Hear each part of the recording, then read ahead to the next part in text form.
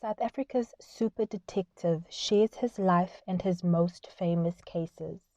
Former Brigadier Pete Byleveld is recognized worldwide as one of the best detectives of our time. If you commit murder and Pete Bale is called in, your place in jail is booked. If you harmed children and he's on your case, you've sealed your own fate. And if you're a serial killer on the loose, he will not stop before you are behind bars. This book reopens the dockets of numerous murders that this courteous detective has solved over the years. Gruesome, tragic, exciting, and with the satisfaction that justice had prevailed. Hey guys, welcome to my channel and thank you so much for choosing me today. So every time you hear that intro where I have displayed the book by Hanlie Retief about Pete Byleveld, you will know that the case I am covering, it will be an indicator basically of the case that I'm covering that Pete Bale had taken over back in the day. Now, I'm obsessed with anything to do with Pete Byleveld. He is the world's top 3, okay? South Africa's top 3 serial sleuths. And sleuth is basically a fancy word for detective or crime investigator. He was so dedicated to his work and he specialized in serial killings. And this case that I'm going to be covering is about serial killers Juan Havenga and Tony Wessels. They were a couple, 2 men who, not even, like Juan Havenga was a minor. He was only 17 years old and Tony was 30. And they had decided to be Bonnie and Clyde basically and steal and scheme. So this would be Pete's first case where he had learnt his technique for serial crimes. But we'll get more into that as the story goes on. Now, when researching this case, my sole source was the book by Hanlie Retief, because on the internet, like, there were 2 articles and they were not really in depth, very brief, and basically reported on the sentences that they received when they were arrested. And of course they gave credit to Pete, who helped crack this case. So all the information that I am basically regurgitating is from the book. Honestly, if you are a true crime lover like myself, I highly recommend this book. It is so in-depth, and Hanlie Retief is basically, walking around, going to the different crime scenes with Pete as he goes down memory lane and brings the stories back to life. And I love South African true crime because obviously not because of the actual crimes, but it's so bizarre that all these horrendous acts were done in streets and roads where we have walked and where we have driven. But anyway, I could go on and on and on about this man. Unfortunately, he did pass away in 2017. He had cancer because he was a chain smoker. But honestly, in his 40 years working for the police, he really gave of himself entirely. Let's not waste any more time and get into this case. In December 1991, Pete Byleveld had received a phone call. Now, Pete would refrain or never really took phone calls from civilians. However, on this day, he actually answered his phone, and he would find out that it was actually a tip-off about 2 men discussing a murder they had committed in Knysna. Now, the tip-off that Pete had received was from a waiter at a Boksburg hotel. Pete wasted no time, and it also so happened that in October of the same year, 1991, an American student was killed. Okay, so Pete wondered if these two could be the culprits. But anyway, Pete arrived at the hotel where the two men were eating, so unaware, laughing, drinking at the bar. He confronted 17-year-old Juan Havenga and 30-year-old Tony Wessels. Now, there is a picture of Juan Havenga in the book, but I did not include it in this video because I do not want any copyright police to attack my page.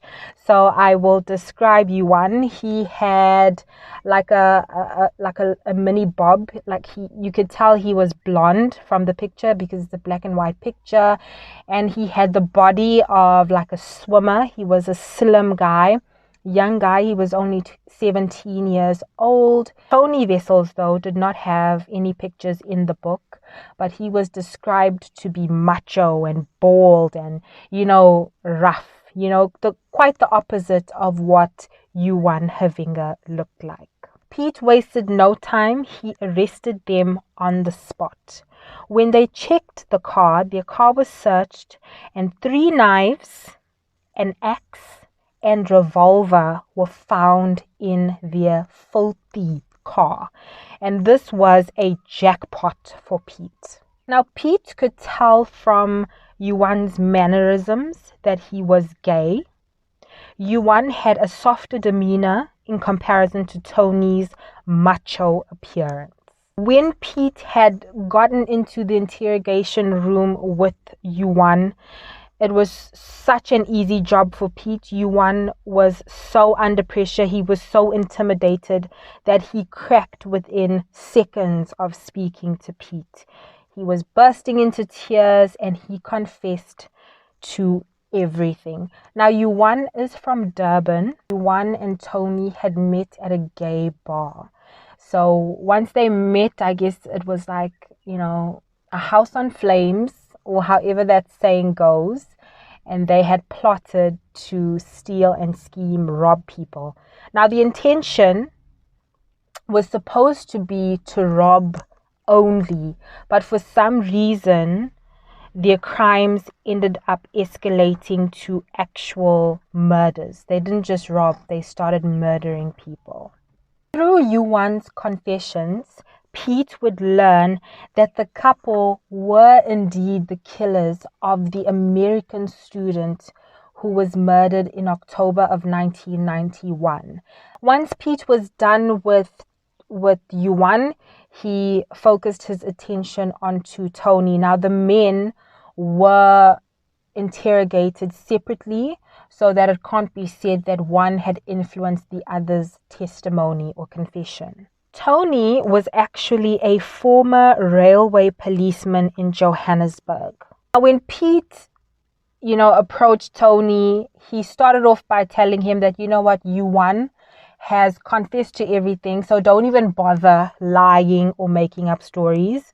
We know what has been done. Juan and Tony had targeted homosexuals because apparently gay men or homosexuals were easier to intimidate. And as I said before, these two lived in their filthy car when they did not have money to rent or, book into a cheap hotel. Now on to the murders. These two would drive around South Africa, drive around the country, finding people to rob and kill. Both of them at this point had confessed to murders and agreed to show detectives the crime scenes. And again, for this activity, driving to the different crime scenes, the men were put in separate cars so that one does not influence the other. And it would be this case where Pete would learn his technique to treat his suspects with respect.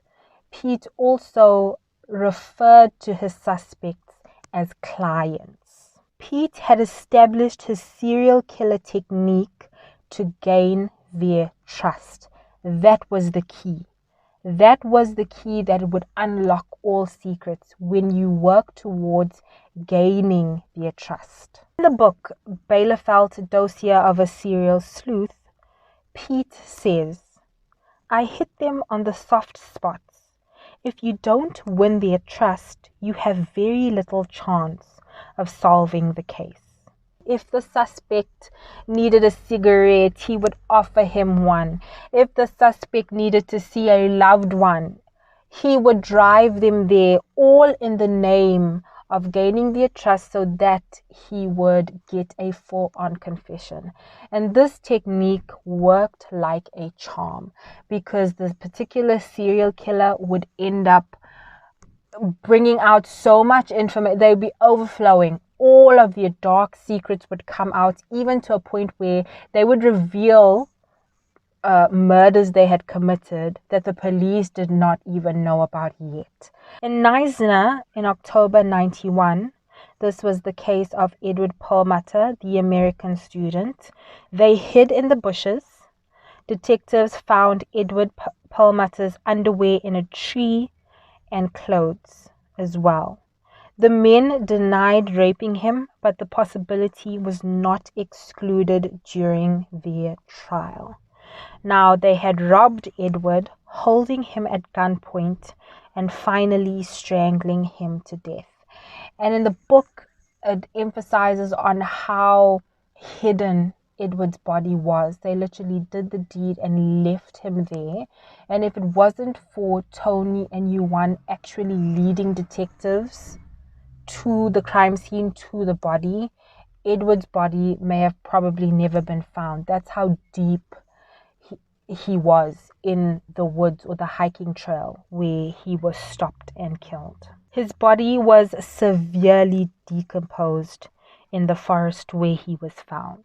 This is the story that, honestly, of course, every death is a shocker. I will never get used to people murdering people. But honestly, this next case that Juan and Tony were involved in is so vile, honestly. So if you're a sensitive listener, I'm just putting it out there. So in September of 1991, they picked up a 16-year-old boy from Durban. Now this boy, his name was David Semmel, okay, and he was a baby. The picture that they have in the book, he was such a young chap. I mean, Juan was 17 years old. These were both kids, you know what I mean? So David had ran away from like a children's home, child safety home, for whatever reasons. I'm not sure why he ran away. And when he was hiking, he so happened to be picked up by Juan and Tony. Little did David know that he could not have gotten himself into a worse situation by jumping into their car. Anyway, they picked him up from Durban. Now, Juan and Tony had like camping equipment with them. So they drove to the Drakensberg and ended up near Giant's Castle. And when they had, set up camp, they ended up sodomizing David and eventually killing him as well. Now, what's crazy about this is that these two men, these two killers, became hungry while they were out there in the bushes with this dead child that they had just murdered. They got hungry and they decided to slice off a piece of David's buttocks, a piece of his bum that they would braai and eat. They ate human flesh, dead human flesh. And they were so casual about it. They were so blasé about it. Even when Pete questioned them, detectives were like, so you just randomly and casually ate human flesh? I mean, it's bad enough that you've killed. You've murdered someone's child. You've murdered an innocent child. And now you are going to eat of his body. And their response as well to the detectives, to the question, was also shockingly casual. They were like, well, it's just meat. Well, we were hungry. Like, what else were we supposed to do? And his body parts were scattered when the two men had led detectives to the crime scene. And what Pete did, Pete said, right, you guys have killed an innocent person, you've killed an innocent child. Now you will collect all his body parts into these plastic bags and you are going to carry them back to the police or back to the forensics unit. When these two killers were on trial, this act was questioned. Like, they actually had the audacity to question Pete and the team that worked on this case as to why they made the criminals carry the body parts. But Pete was like, wait, hold on. First of all, they killed this child.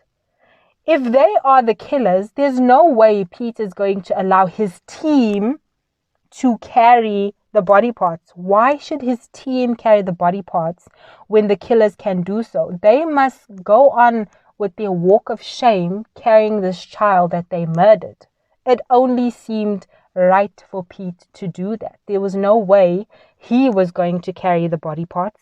He did not kill the child. In Pretoria, the two killers met a force major who was also gay. They spent a night in a hotel. They had sex with him and then strangled him. Then the couple came across Jacob Petrus Joubert, who was 47. I'm sorry if I butchered that surname. He was drowned in his bathtub. They stole his money and left. When the two killers were captured and they were showing detectives where the bodies were killed, Tony broke down. Tony was so up and down. He would threaten Pete. He would tell Pete that when I get out of prison, I am going to kill you. He was threatening Pete's life. But at the same time, he would be crying in the back of Pete's car, crying like a baby. And Pete would kind of taunt him and say, you know, for someone who has the guts and the bravery to kill people and to threaten me, you sure are really crying hard now, knowing that we have caught you. What was also surprising, or maybe it's not surprising, how Pete describes it, is the fact that even though Juan had the softer demeanor, he was actually kind of more vicious than Tony, who had a macho appearance, because it was learned that Juan was the one to sodomize David first, and he was also the one to kill him. His looks did not take away from the way he murdered David. I read an interesting article from a psychologist, a criminal psychologist, if I'm not mistaken, where she was talking about how when killers are in pairs, like this case, Juan and Tony, the chances of them ever separating are 0 to none because of a few factors. Number one, there is a fear that one will kill the other. So they never ever separate. They will always commit crimes together because they know so much about each other. They know so much about what the other has done, the dark secrets, how murders were executed. So they will always remain together out of fear of being killed by their partner, which I thought was also very, very interesting. And the one can't even, they have no choice but to stick together because the one can't even run to the police without implicating themselves. So they stick together. Speaking of sticking together, they were very disappointed to learn that they would be kept in separate cells. This did not sit well with them because they were hoping to be together. He did not want them to be together because he also weirdly had a fear that one would kill the other again. So on the 2nd of December 1992, Juan was sentenced to 25 years in prison. Now, I know some of you would be thinking, wow, that is such a short time, but we will come back to that. Tony was sentenced to death, but this was later changed to a life sentence instead. So Tony will never see a normal light of day, which is a fun fact of South Africa. I don't know if I've mentioned this before, but in South Africa, we have a 100% success rate. Pete Byleveld had a 99% success rate of capturing these killers. So no serial killer has ever been or will ever be released from prison. They will die in prison. Now, when it comes to Juan receiving a 25-year prison sentence, this was because he was a minor. Okay, so this is back in 1992. If it is 1992, I was born in 1992, so is he out of prison? Because I'm turning 30. So is he out of prison? Oh my gosh, if only I could find that information on the internet, but there is like zero information on these two killers. Okay, but anyway, guys, that is the Juan Havenga and Tony Wessels case. Very, very bizarre. I had never heard of this case before the book, which I'm currently rereading, because there's lots of cases to cover that I want to include in my channel. Anyway, let me know if you had ever heard about these two killers before. Had you ever heard of Pete Byleveld?